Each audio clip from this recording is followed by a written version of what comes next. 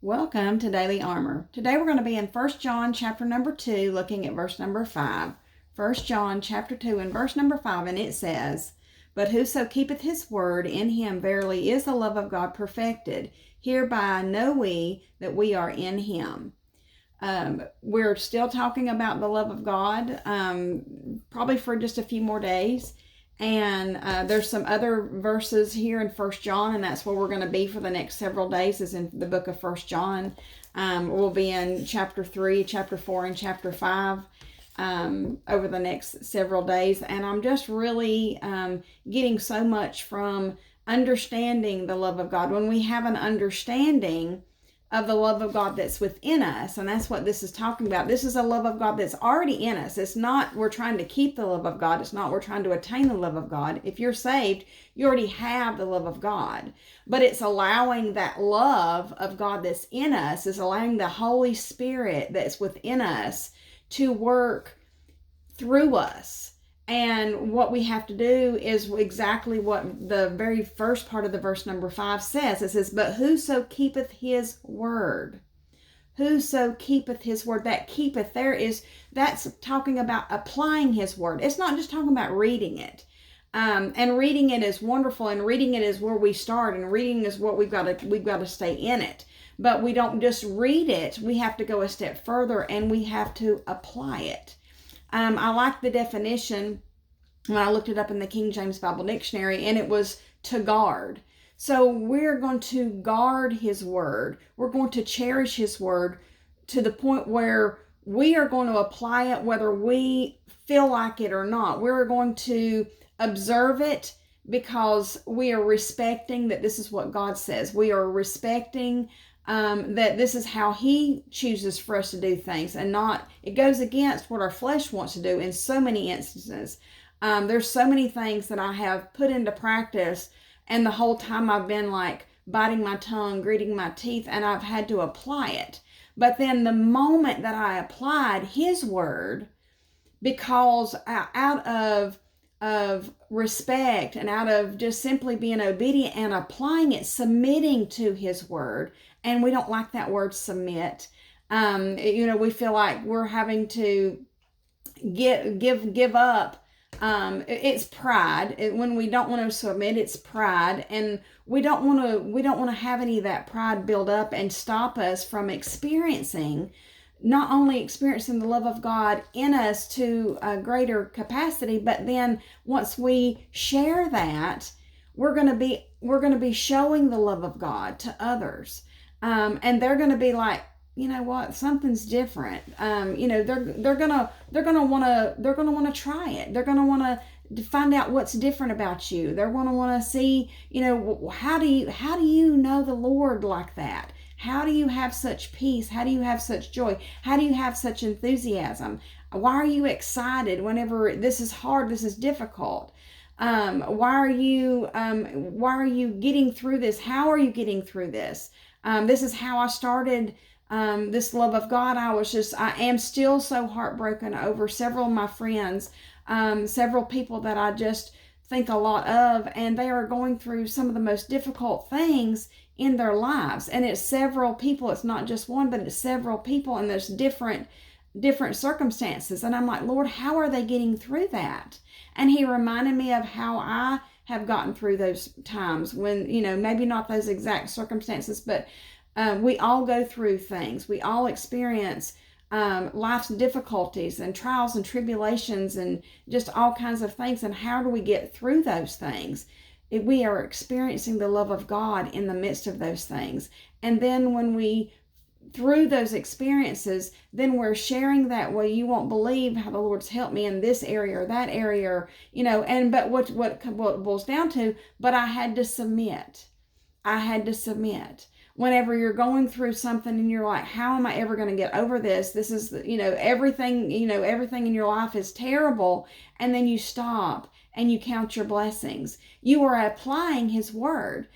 You are trying to have the proper thinking when there's so many times when we know that you're thinking wrong. I don't want to think about this anymore. Lord, I don't want to think this way anymore. Lord, I don't want to ponder on this stuff anymore. Lord, how do I get through it? We apply his word and we observe it. We guard it. We cherish it. Out of respect for him, out of he knows what's best, and we know that he knows what's best. But it's about keeping that word. And then it says what's going to happen. In him verily is the love of God perfected. I don't want you to miss that. I want you to understand it's not just in him verily is the love of God. We already have the love of God. If you're saved, you already have the love of God. But how does the love of God change us? It's going to get perfected. How is it perfected? When we apply the word of God, then that love of God it produces a result. It's a finished work. It makes the changes that need to be made. The results, we're going to see results. We're going to experience results. You're going to know results are happening on the inside. Results are going to come forth on the outside. It's going to produce change. God's word is living and it's going to produce change when it might be something you need to start doing. And you see that in the word of God. Maybe that you are a Christian, but you're not faithful to the house of God. And then you read in his word about how to not forsake the assembling together. And you realize, hey, Lord, you're talking to me that I don't need to forsake that. Lord, I need to cherish that. I need to apply that. I need to guard that. There's things that he has set out for us to do, and he wants you to guard that. Even when others say, oh, it's okay. Just, every once in a while it's fine, or just watch something online. Lord, you don't have to mess up your day and all these kinds of things. There are people who are going to be, and they're going to think they're doing you a favor. They're going to think that they're helping you, but we want to guard what God says. We want to guard that, and we want to apply it. We want to observe those things that he says, and we want to do that to the point where we're going to guard that. We're going to, no, I can't. You don't understand. I need to go because God says I need to go. There might be some things that you need to stop doing. Maybe that there is, you've got some hatred in your heart. Maybe you're highly agitated.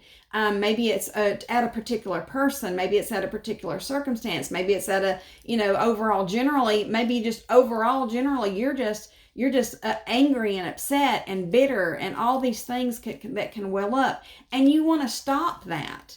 And this is not good for your, it's not good for your blood pressure. It's not good for your health. It's not good for others. You're not portraying the love of God out there to others. You're not, you're not happy. You're not content. You're miserable.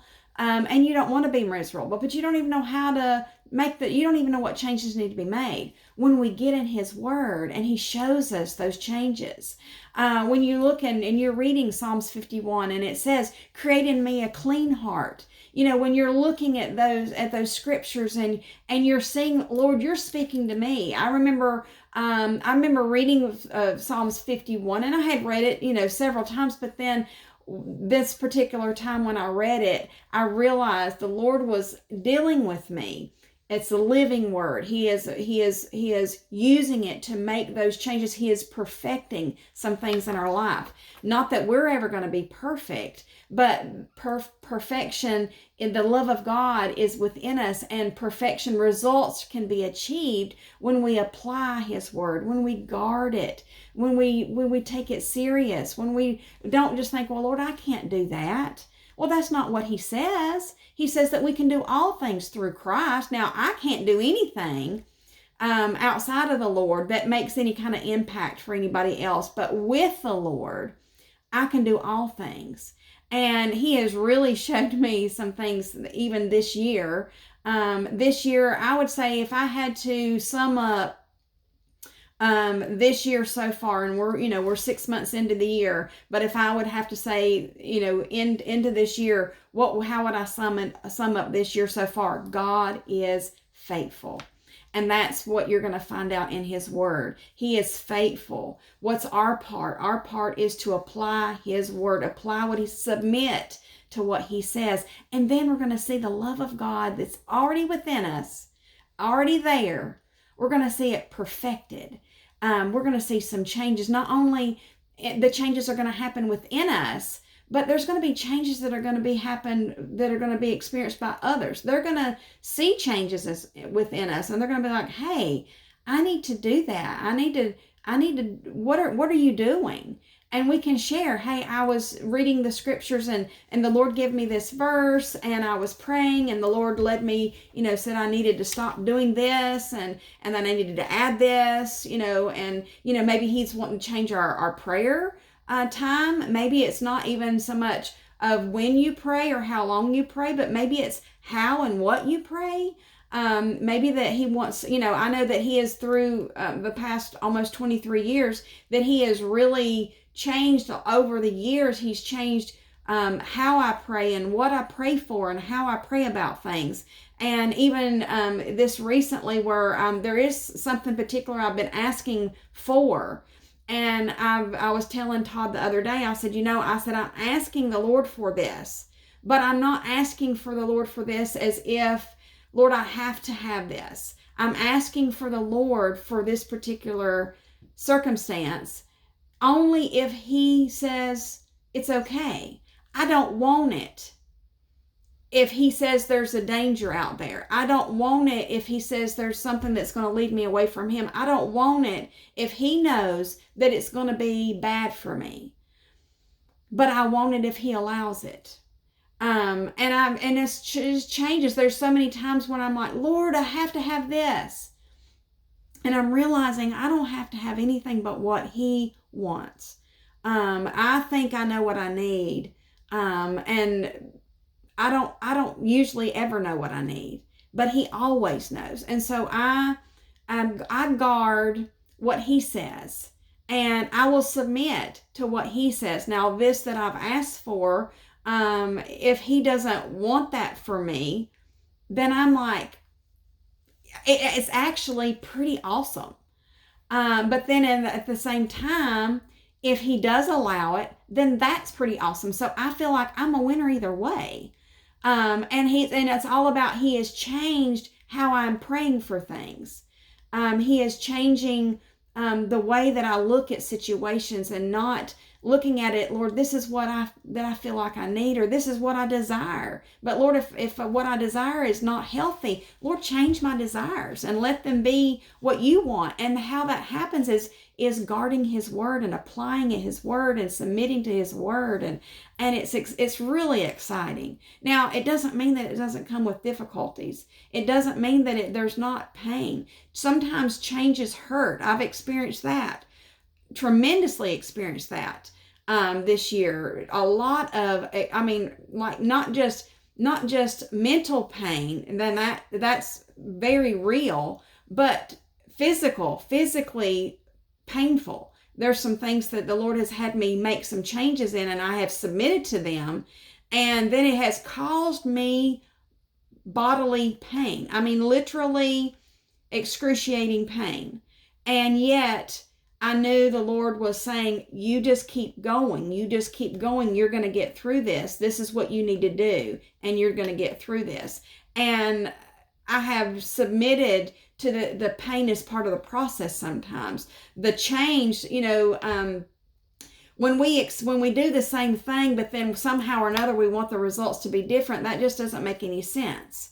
Change is the only, when we make those changes, and the changes I'm talking about are those that we apply His word and we make those changes, then it's going to produce a different result. When you have hatred and the Lord says that I want you to take that hatred and I want you to turn it into love, and you're like, Lord, I can't do that. And He's like, if you apply my word, you can do that. How do you do that? He says, I tell you to pray for your enemies. I tell you to love your enemies. I tell you to do good to your enemies. I tell you to help your enemies, to not hold back, not withhold things for them, not try to take matters in your, I tell you to the vengeance is of the Lord, not a vengeance is of yourself. The Lord doesn't want us to take matters into our own hands. And so many times I've wanted to take matters into my own hands. But the Lord keeps telling me, I need you to submit. I need you to stay out of it. I need you to love on them. I need you to pray for them. I need you to show them kindness. I need you to go out of your way to show them the love of God that you've experienced when you didn't deserve it. You didn't merit it. You didn't earn it. You didn't deserve it. All these other things that I have experienced. And he wants me to offer that to others, even those that, I'm not saying that I hate anybody, but those that you're disappointed with, or that you are aggravated with, or that you are, you just don't have maybe, y'all just don't click, or however you want to define it. Maybe there's always a difference of opinion, maybe that you don't believe the same things, politically or socially, or whatever the case may be. The Lord's saying, show the love of God in spite of it. And those that are keeping his word, they're applying his word, they're observing his word, they're guarding what God says over what our flesh wants us to do. That's when the love of God is perfected. And I like here at the last, it says, hereby know we that we are in him. We are to understand that he is within us. The power and the ability to do those things that the flesh tells you can't do, those changes that the flesh says, no, you can't make those changes. You don't want to make those changes. That's too hard. That's too difficult. Know that we are in him. That's how we can do those things. That's how you can do that impossible. That's how you can make changes that you don't think that you can make. That's how you can change an attitude that you don't think that you don't even know how to change it. That's how you can change a whole mindset, change maybe even a habit that you have, and it's just a habit, something that you do and it's just a habit, and you're like, Lord, I don't want to do that. It's out of habit, and it's a bad habit, and it's not good for me. It's not it's not good for my health, or it's not good for my testimony, or it's not, whatever the case may be. And you realize the Lord is speaking to you and says, I want you to change that. And you're like, but Lord, I don't know how. And he says, he's reminding us that we are in him. And therefore we have access to that power and that ability, putting on that whole armor of God, and understanding that we have these abilities to make these changes, to submit to him, to just simply walk by faith, not by sight, not by what we think, not by what we can see, but know by faith that we are able through and in Jesus Christ. And that's when we're gonna experience those things. We're gonna produce the results. Are not up to us. We don't produce the results, but God produces the results in and through us. And we can share those things, like the changes that the Lord's had me make this year. I would absolutely 150% tell you that he told me to do some things this year that I absolutely in no way thought I was able to do. Lord, I cannot do that. That is too much of a temptation for me. I will not be able to give in. I will not be able to do this. This is too hard for me. There's another way. But when we're playing like Jesus did in the Garden of Gethsemane, not my will, Lord, but thy will be done. That's how he's changed my prayer this year. Lord, not what I want, not what I think I can do, not what I think I can handle, not what changes that I think are even possible, but thy will be done. And then knowing that it's through him. Because why? Because I'm in him and he's in me. He lives within me. I have access to the Father through the Son. The Father sent the Holy Spirit, and they're all in one and working together, and for his good, for his glory, for others to see the love of God in us and through us. And they're going to want what we have, and what we have is Jesus. And that's what we have to tell them. It's not what they kind of see on the outside. It's not like I'm doing keto. It's not the keto. It's not keto. It's Jesus. It's Jesus. And that's so exciting. I never thought I could do. Never in a million years would you have ever told me that I could give up bread. No way. I am a bready. And never in a million years could I have ever thought I could give this up. But he told me to, and I submitted to it. And I told him that from the very first day, I said, Lord, I can't do this, but you're going to have to help me. You're going to have to show me. You're going to have to distract me. You're going to have, whatever it takes, Lord, you're going to have to help me. And that first day that I submitted to him, I'm telling you, every time I was tempted to go in that kitchen, something would happen. Every single time. The phone would ring. The baby would get hurt. My attention would be taken out. I mean, every time. And then by the time that I got dealt with whatever that I was dealing with, then the hunger went away. The craving went away.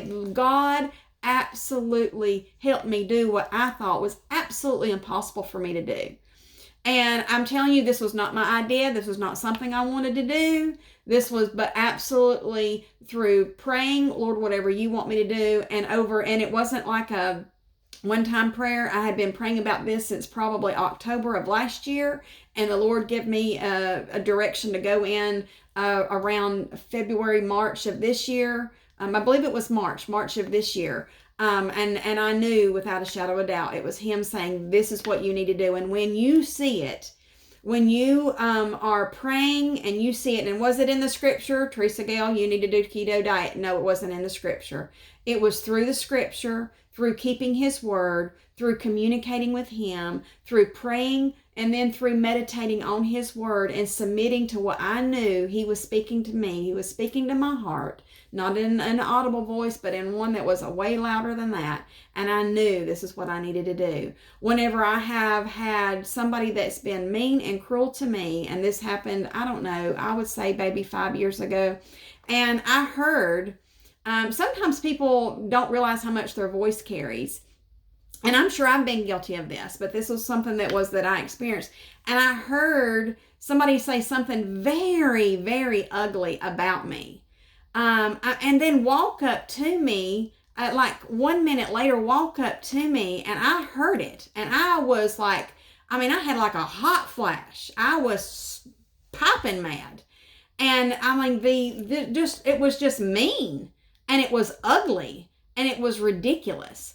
And then the Lord said, I want you to say something nice. And I did not want to. I absolutely did not want to. I wanted to, retaliate. I wanted to give them some of that back. They didn't realize that I heard them. And you know what? They may have. That was how ugly and bold they thought they were being about what they said. And God told me, he says, I want you to be nice. And I did. And you know what? The shock on their face, the way it made me feel on the inside, like I completely calmed down. No more anger, no more frustration, but just submitting to him. I don't even know why I brought all that up, but just knowing that when we apply his word, that's when that love of God is going to produce the results. God will produce the results. It's going to be perfected. There's going to be a change that takes place. So many times we want, Lord, I want something to change. I want something to change. And he's like, then you go apply my word. When you do what I tell you to, when you submit to some things, then you're going to see some results. But if you keep doing the same thing over and over and over again and expecting different results, that's just crazy talk. That's not going to happen. But when we apply it, when we do it, in spite of not wanting to, then the change not only happens to others, but the change that took place on the inside of me, never again from that point, I don't care what that person said about me. I wasn't going to be upset about it. It didn't matter what they thought about me, because the love of God did something way more precious for me on the inside than what anybody might think about me. There's a lot of people that don't like me. That's okay. God loves me, and he wants me to pray for those that hate me. He wants me to do good to those that despitefully use me and disrespect and all that kind of stuff. And you know what? I want others to love me when I've messed up, when I'm the one that said something ugly and I'm like stupid, why did you say that? Why did you do that? You know, when I've been the one that's been stupid, when I've been the one that's been ridiculous. So we want to, but when we apply God's word, and we can do that because we know He is within us. We have the ability to do those things that we don't think we can, because it's through Christ, through Jesus. He's making changes. I'm excited. I'm looking forward to applying it to other parts of my life and seeing what all kind of changes that He makes, and knowing that it's helping someone else. When He helps you, when He helps me, then we help one another. And that's the love of God perfected. Thank you for joining me. I look forward to seeing you again soon.